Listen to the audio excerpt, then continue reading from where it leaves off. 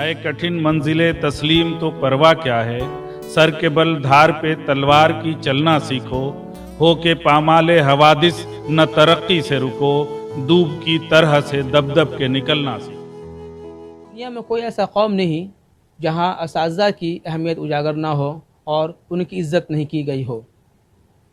इंसानी ज़िंदगी में हर दिन की अहमियत है, मगर उनमें से चंद अयाम ऐसे हैं जिन्हें खुसूसियत का दर्जा हासिल है।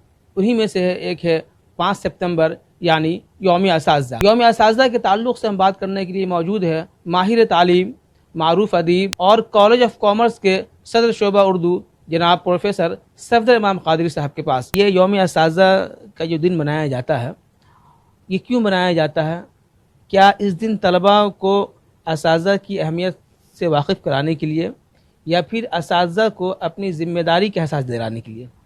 इस यौम असातिज़ा का इंतखाब एक इत्तेफाक है कि हिंदुस्तान के जो दूसरे सदर थे सर्वपल्ली राधाकृष्णन जी, कहीं ऐसा मौका आया कि जब राष्ट्रपति हुए वो, तो उनसे लोगों ने उनके यौम पैदाइश की बात कही कि उसको एक एहतमाम से मनाने की। तो उन्होंने कहा कि भाई मेरी बुनियादी हैसियत एक उस्ताद की रही है।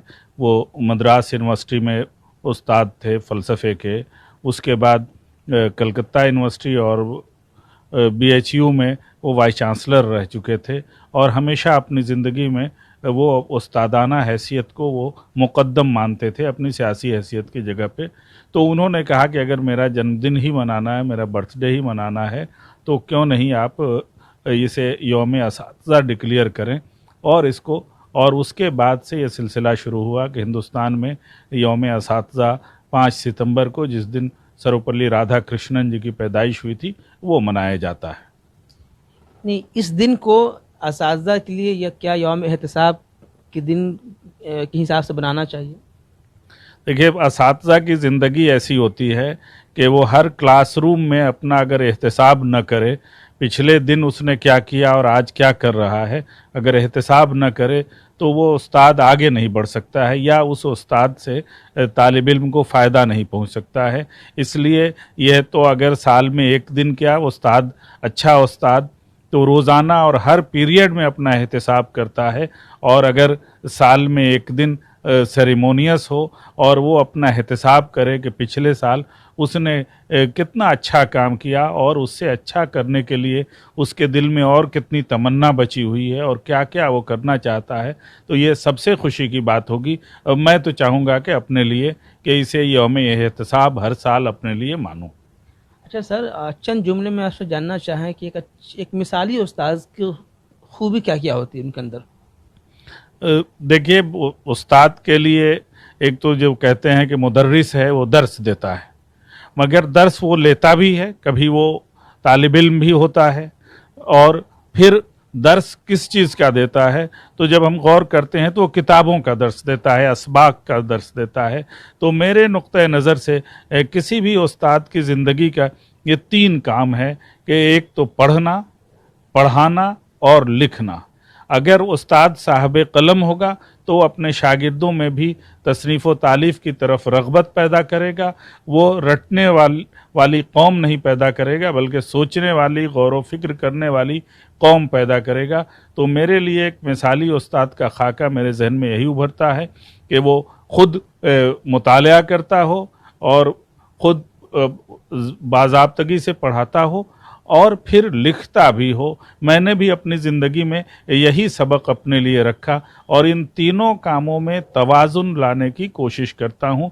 भले जब वक्त कम मिलता है तो अपनी रातों की नींद ख़त्म करते हैं, मगर अपनी पढ़ाई पे और ख़ुद आज़ादाना तौर पे तसनीफ़ व तालीफ़ के काम को कभी भी मुअख्खर नहीं करते हैं, पीछे नहीं जाने देते हैं। इन तीनों में तवाज़ुन रखने की कोशिश करता हूँ। अच्छा सर, असातिज़ा के बारे में कहा जाता है कि वो मेमार कौम होते हैं, उनके कौल और फ़ेल में तज़ाद नहीं होता, वो कौल और फ़ेल के बेहतरीन होते हैं। अभी भी बहुत लोग ऐसे मौजूद हैं, लेकिन इसमें गिरावट तो आई है, इसकी वजह क्या है इसकी? देखिए, समाज, उस्ताद कहीं आसमान से नहीं उतरता है, हमारे बीच में इसी समाज का वो हिस्सा होता है। तो जैसे समाज में अखलाक़ी तौर पे अगर गिरावट रहेगी तो ऐसा नहीं है कि वो आसमान से उतरी हुई कौम है, उसमें भी गिरावट रहेगी। मगर उस्ताद की जो जिम्मेदारी है कि उसे नई नस्ल तैयार करनी है, नई नस्ल को नए निशानात उसके लिए मुकर्रर करने हैं।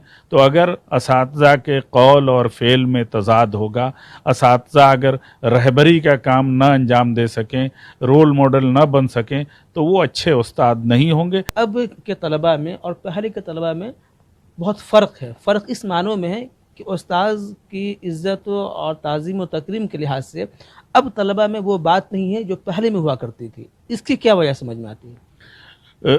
ये इसको भी आप समाजी गिरावट या ओवरऑल जो डिक्लाइन है उससे इसको जोड़कर आप देख सकते हैं। मगर मेरा तजुर्बा मुख्तलिफ है। मैंने अपने ज़माने में भी बुरे असातिज़ा भी देखे और अच्छे असातिज़ा भी देखे। तो अच्छे असातिज़ा की कद्र होती थी। मुझे कोई ऐसी शिकायत नहीं है कि अपने दौर में, जब जिसको आप गिरावट का दौर कहते हैं या असातिज़ा की ताज़ीम नहीं होती है, मुझे एक दिन भी अपनी ज़िंदगी में ऐसा नहीं मिला कि मैंने जितना अपनी ज़िंदगी में किया है उससे बढ़कर हमारी पजीराई नहीं हुई हो, हमारी इज़्ज़त ना की गई हो। तो अब ये मानना मेरे लिए मुश्किल है कि अब भी अच्छे असातिज़ा की कद्र होती है और बुरे असातिज़ा की पहले भी कद्र नहीं होती थी। टीचिंग की फील्ड में आप खुद से आ गए या हालात ऐसे बन गए कि इस पेशे में आप आए? मेरी पहली मोहब्बत सहाफ़त से थी और बीए के ज़माने से बाज़ाब्ता तौर पर हिंदी, अंग्रेज़ी, उर्दू तीनों ज़बानों की सहाफ़त से मेरा ताल्लुक़ था। मेरा घर ऐसा था, मेरे वालिद शायर, अदीब, मुहक्किक तो थे, मगर वो उनका पेशा वकालत था। अदब पढ़ते थे, सब कुछ था, मगर मेरे घर में ऐसा कोई तालीम व तदरीस का वो सिलसिला नहीं था।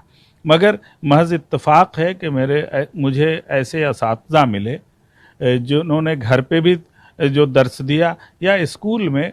ख़ास तौर से मैं नाम लेना चाहूँगा कि मौलाना अली इलियास आजिज़ मेरे घर पे रहते थे। प्राइमरी स्कूल के एक टीचर थे और घर पे रहकर उन्होंने उर्दू पढ़ाई। उसी तरह से हमारे स्कूल में एक हिंदी के उस्ताद थे, निज़ामुद्दीन अंसारी साहब। ये असातिज़ा दोनों अभी हयात हैं।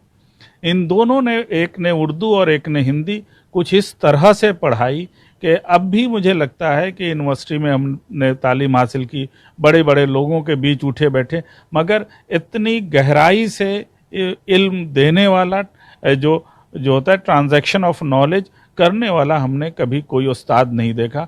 तो इन लोगों को देखने के बाद ये तरगीब पैदा हुई कि यह पेशा बहुत मौजू है। कुछ आप ऐसा नाम बताना चाहेंगे जो शागिर्द आपके हुए और इस वक्त नुमाया जगह पे वो काम कर रहे हैं, उर्दू की खिदमत अंजाम दे रहे हैं, किसी अहम ओहदे पे फायज़ हों? देखिए, ये मेरी खुशकिस्मती है कि मैंने जिनको पढ़ाया, बहुत सारे ऐसे लोग हैं जिनको गैर रस्मी तौर पे भी पढ़ाया कि आसानी से आप ये लोकेट नहीं कर सकते हैं। अब वो जेएनयू में पढ़ रहे हैं, जेएनयू में पीएचडी कर रहे हैं, लेकिन उनके असातिज़ा भी जानते हैं कि उनके एमए से लेकर पीएचडी तक के असल निगरानी जो है मैं ही कर रहा हूँ। तो इस तरह की मुख्तलिफ़ यूनिवर्सिटियों में, हिंदुस्तान के 20-25 यूनिवर्सिटियाँ ऐसी हैं जहाँ कोई ना कोई ऐसा मेरा तालिब इल्म है जो वहाँ दर्स व तदरीस में के शोबे में लगा हुआ है। और यह सिलसिला बिल्कुल लगातार ये चल रहा है। हमारे बुज़ुर्गों में भी कुछ ऐसे लोग थे जिन्होंने हमसे मदद ली। तो रस्मी और गैर रस्मी दोनों तरीक़े के हमारे तालिब इल्म हैं। अभी बिहार में बहुत दिनों के बाद उर्दू में लेक्चरर्स का अपॉइंटमेंट हुआ, तो एक रोज़ ऐसे ही हुआ कि जब अपॉइंटमेंट हुआ तो मैंने सोचा कि उनको मुबारकबाद दे दें। तो जब मैं मुबारकबाद देने लगा तो मैंने देखा कि 23 ऐसे लोग थे उस अपॉइंटमेंट में जिनको मैंने बाज़ाब्ता क्लासरूम में बैठकर पढ़ाया था। तो ये मैं अपने को खुशबख्त समझता हूँ। यहाँ रहते हुए हमने इतने शागिर्द पैदा किए कि मुल्क के किसी कोने में हम जाते हैं तो 2-4 शागिर्द हमारे वहाँ पहले से रहते हैं। तो आपके पास ज़हीन तलबा भी आते होंगे, कमज़ोर तलबा भी आते हैं, तो ख़ास तौर से जो कमज़ोर तलबा होते हैं उनको पढ़ाने के लिए किन मसाइल से आपको सामना करना पड़ता है, उन्हें किस तरह से आप ट्रीट करते हैं आप? आज से 15-20 बरस पहले की बात है कि अलीगढ़ में एक वर्कशॉप में अली अहमद फ़ातमी थे और हम बैठे हुए थे। कुछ बात चल रही थी और वहाँ के असातिज़ा और दिल्ली के असातिज़ा थे। तो अली अहमद फ़ातमी ने कहा कि सफदर, इन लोगों को ये बताओ कि इनको हिंदुस्तान भर के चुने हुए तालिब इल्म मिलते हैं, कंपटीशन से आते हैं, जो आ सकता है, जो मुंतखब है वो इन्हें मिलता है। तो अगर उसको पढ़ाकर इन्होंने कुछ बना दिया तो ये कौन सी बहादुरी है। कॉलेज ऑफ कॉमर्स में पढ़ाते हुए जब उर्दू की जो आम आबादी है, जो जिसे हम मुसलमान कहते हैं, उससे बाहर के 3 बच्चे अलग अलग वक्तों में आए। तीनों को मैंने ज़ाती तौर पर ख़ास दिलचस्पी लेकर पढ़ाया और मेरी खुशकिस्मती है कि उसमें से 2 ने पहले JRF किया, एक ने नेट पास किया, और ये जो इतने बरसों के बाद अपॉइंटमेंट हुआ, उन तीनों का इंतखाब हुआ। तो मुझे खुशी हुई कि वो गैर मुस्लिम थे, उर्दू के ख़ास हलक़े से उनका कोई ताल्लुक़ नहीं था, लेकिन उन्होंने उर्दू सब्जेक्ट चुना और मेहनत की, और मेहनत की तो आज AN कॉलेज के सदर शोबे उर्दू मणिभूषण कुमार हैं, वाल्मीकि राम पटना कॉलेज के सदर शोबे उर्दू हैं, और उसी तरह से गोपालगंज कॉलेज के सदर शोबे उर्दू राजदेव कुमार हैं। ये तीनों हमारे कॉलेज के और हमारे ज़ाती तालिब इल्म थे जिनको यहाँ तक वो पहुँचे हैं। अच्छा सर, उस्ताद के बारे में कहा जाता है कि वो एक फ़िलासफ़र होता है, एक गाइड होता है, एक दोस्त होता है। इन तीनों में से आप अपने लिए कौन सा रोल पसंद करते हैं आप? देखिए, फ़िलासफ़र और तो बड़ी चीज़ है, और ये कुछ ख़ास जहनों के लिए होता है, और माना जाता है कि जो असातिज़ा हुए, जैसे जिनको बड़े फ़लसफ़ी हम अरस्तू अफ़लातून को देखते हैं, तो जब उनकी गुफ्तगू भी आप सुनिए तो लगता है कि वो दोस्त ही की तरह बात कर रहे हैं।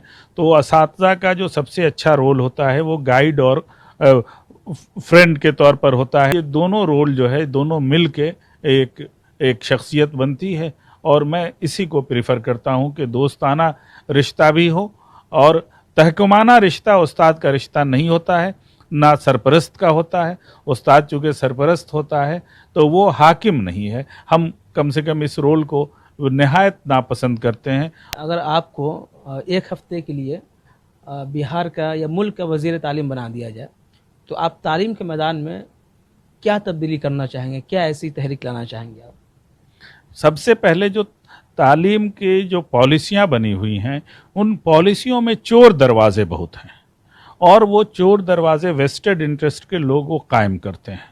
तो उन चोर दरवाज़ों को सबसे पहले बंद करना होगा। अगर वो न बंद करेंगे तो नेशनल लेवल का आप टेस्ट लेते हैं, अगर नेट और JRF करते हैं, तो इसको मुलाजमत से क्यों नहीं जोड़ते हैं? बहुत आसानी से आप स्कूल के टीचर को तो जो पास करता है उसको मुलाजमत दे देते हैं, लेकिन नेशनल लेवल का टेस्ट लेते हैं, अगर JRF आपके पास 5 वैकेंसी है, 5 ही रिज़ल्ट निकालिए। लेकिन आप एक नेशनल लेवल का टेस्ट कोई IAS पास करता है, वो सड़क पे तो नहीं घूमता है, या 5 साल उसको मुलाजमत दे के आप भगा नहीं देते हैं। लेकिन ये एक चोर दरवाज़ा UGC ने और हम हिंदुस्तान का महकमा तालीम उसने बना रखा है कि नेशनल लेवल का टेस्ट क्वालिफाइंग होता है, कि आप क्वालिफाई करके उसको आप सड़क पे भटकने के लिए छोड़ देते हैं, और फिर यूनिवर्सिटियों में वो अब जो असामियाँ निकलती हैं तो उनमें सिर्फ वो क्वालिफाइंग उसकी हैसियत है, उससे बढ़ के नहीं है। तो इसको एक सख्त माहौल बनाया जाए और सीधा रिक्रूटमेंट हो। सीधा रिक्रूटमेंट होगा तो हमको लगता है कि अच्छे लोग मिलेंगे, और अच्छे लोग मिलेंगे तो वो जिम्मेदारी निभाएंगे। सर, आखिरी सवाल, यौम असातिज़ा के ताल्लुक़ से तलबा को आप क्या पैगाम देना चाहेंगे आप? बहुत सादा सा पैगाम मेरा हमेशा रहेगा कि तालिब इल्म को, जब उनकी तालिब इल्माना ज़िंदगी है, तो उस ज़माने में उनको 90% वक्त अपने पढ़ने में लगाना चाहिए, और 10% जो वक्त है उसको लिखने में लगाना चाहिए। पढ़ना लिखना अगर वो सीख लेते हैं तो वो पूरी ज़िंदगी काम आने वाली है। तालिब इल्म जब तक हैं तो उनके पास 24 घंटे उनके सीखने के लिए मौजूद हैं। कल वो मुलाजमत में आएंगे तो मुलाजमत के लिए 5-7 घंटे 10 घंटे उनसे छिन जाएंगे। समाज भी आपको मौका नहीं देगा। तो जब फरागत है तो इस तरह से पढ़िए कि पढ़ने के अलावा कोई और काम ना हो, और जब इल्म आपके पास हो जाएगा तो उस इल्म की बुनियाद पर आप नए नए काम कर सकते हैं, और आपको भी एहसास होगा कि जो जिम्मेदारी खुदा ने या समाज ने हमको दी तालिब इल्म की हैसियत से, वो जिम्मेदारी हमने अदा की। तो पढ़ें, ज़्यादा से ज़्यादा पढ़ें, हर तरह की चीज़ पढ़ें, और हमेशा पढ़ने में मशगूल रखें ख़ुद को। वो बुराइयों से भी बचेंगे और अपने मुस्तकबिल के लिए भी कुछ न कुछ पूंजी जमा करते जाएंगे। यही मेरा पैगाम होगा बच्चों से। तो ये थे हमारे साथ प्रोफेसर सफदर इमाम कादरी साहब। ईटीवी भारत के लिए पटना से मैं आरिफ इकबाल।